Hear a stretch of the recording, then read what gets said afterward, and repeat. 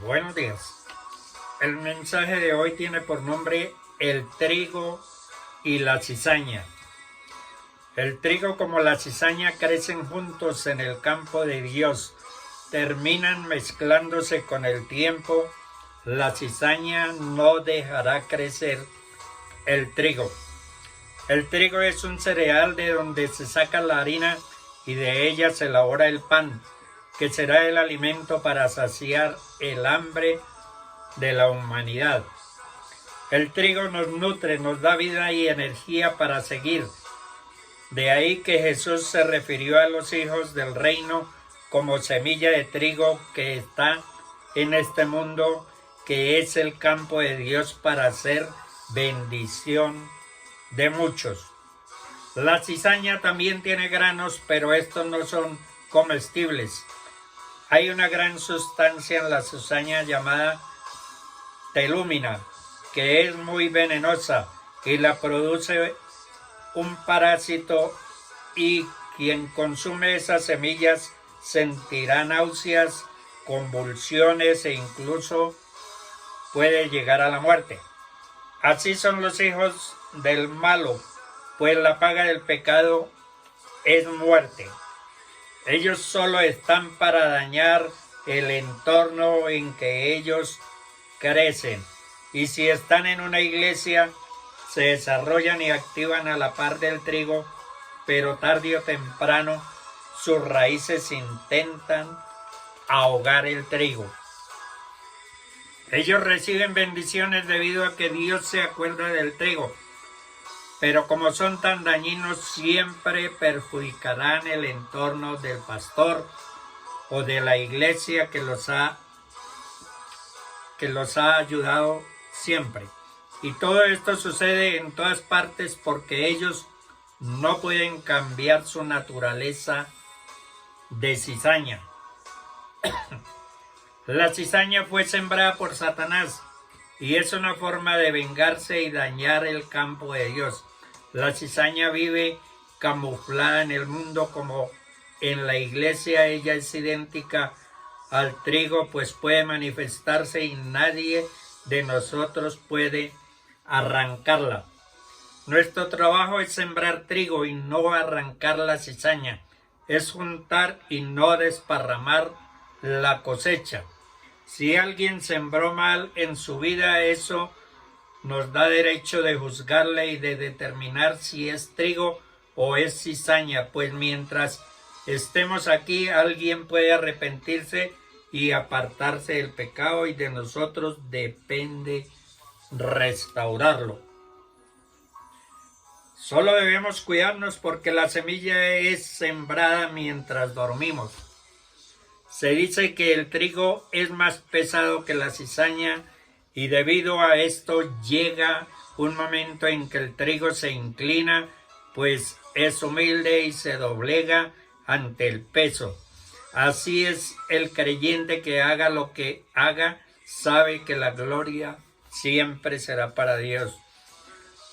Ambos crecen juntos, oran, cantan, saltan, trabajan, activan y hasta pueden predicar, y ante los ojos humanos es imposible poder diferenciarlos.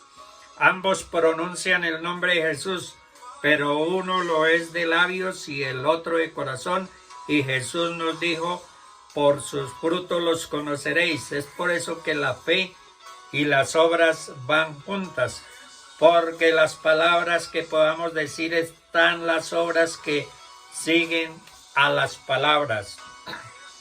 El Señor Jesús presenta en esta parábola del trigo y la cizaña la historia de un hombre que sembró buena semilla en su campo, solo para saber después que un enemigo había sembrado también cizaña sobre el trigo. Respondiendo a la pregunta de sus siervos, el agricultor no permitió que se arrancara la cizaña sino hasta el tiempo de la cosecha.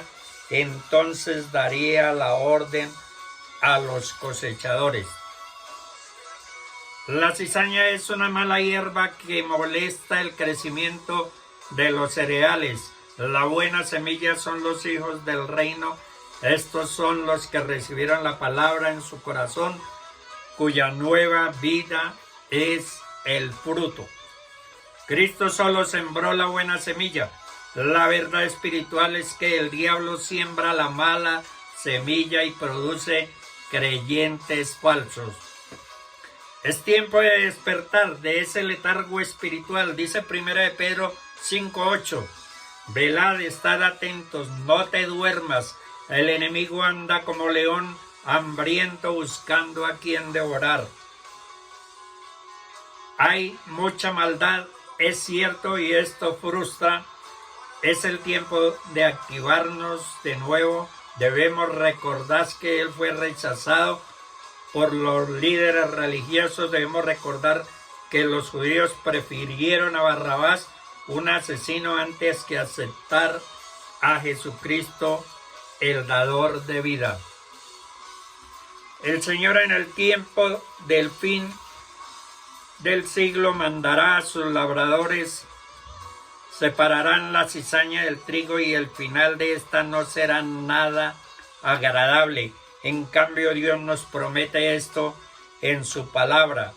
Los justos resplandecerán como el sol en el reino de su Padre. Si alguien sembró mal en su vida, eso no le da derecho que vuelvan mal por mal, porque está escrito en Romanos 12, 17 al 19, no paguéis a nadie mal por mal, procurad lo bueno delante de Dios de todos los hombres, si es posible. En cuanto dependa de vosotros, estad en paz con todos los hombres. No os venguéis vosotros mismos, amados míos, sino dejad lugar a la ira de Dios, porque escrito está: mía la venganza, yo pagaré, dice el Señor.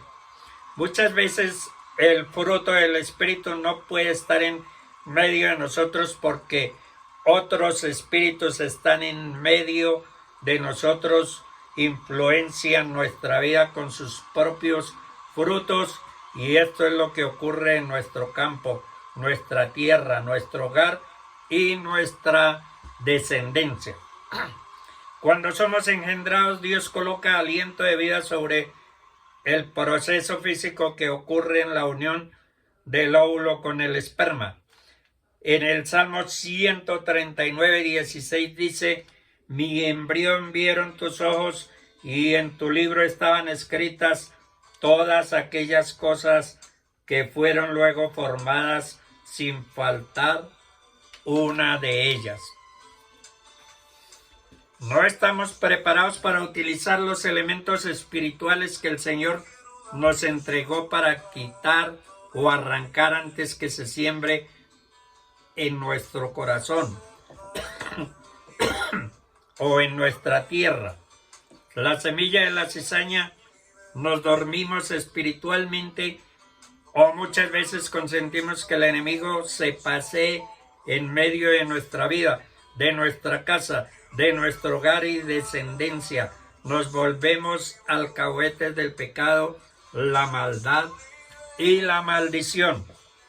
En Mateo 26, 41 dice: velad, orad para que no entréis en tentación. El espíritu de la verdad está dispuesto, pero la carne es débil. Estamos viendo una generación maligna y perversa, y también nos muestra cuál es nuestro propósito como hijos de Dios en esta sociedad: resplandecer como luminares en este mundo.